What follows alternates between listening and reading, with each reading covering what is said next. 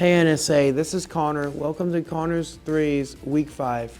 Today I'm going to be talking to you a little bit about what happened last week and a little bit about what happened this week. So first, I'm going to go about the top 3 players of last week. Number 1 was obviously Kirk Cousins. He went for 42 passes, 58 yards, 509 yards, 4 touchdowns, and 1 interception.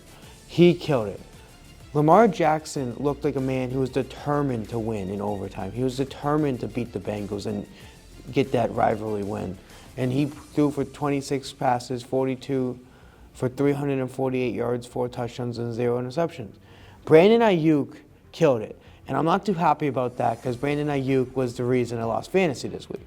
So Brandon Ayuk went for 8 receptions, 147 yards, and 0 touchdowns.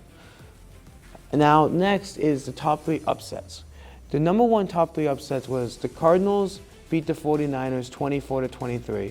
No one could have seen this coming. The Cardinals are not that good of a team, and the 49ers were at the beginning of the year looking like a Super Bowl team, but they're not really anymore after that loss. The Giants, number 2, the Giants 29 and the Seahawks 20.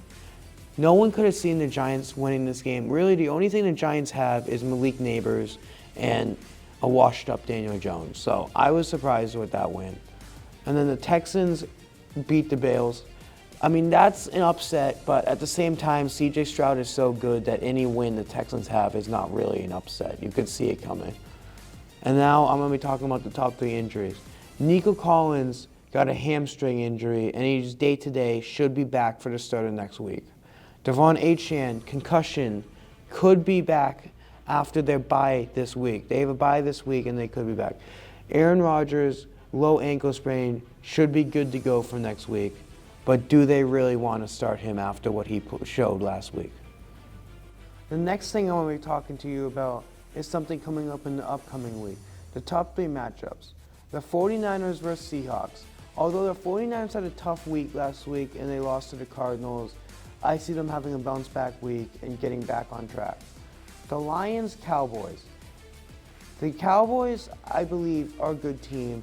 They just didn't have the chance after starting the game at 9:30, 10 o'clock last game. That was not expected. They could never have seen that coming. And then Bucs-Saints.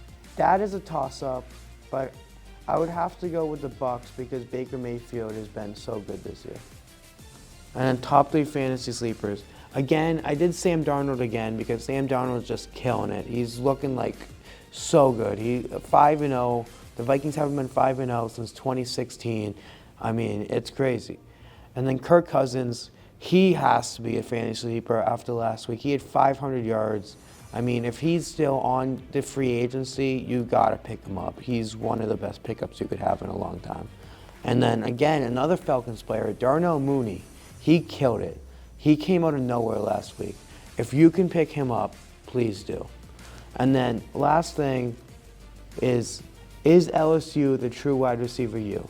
And I'm saying this because at one point last week, the top 3 receivers in yards were Justin Jefferson, LSU, Jamar Chase, LSU, and Brian Thomas Jr., LSU. So it really leads me to believe LSU is becoming the true wide receiver university. Thank you, NSA, for watching Connor's 3's in Week 5.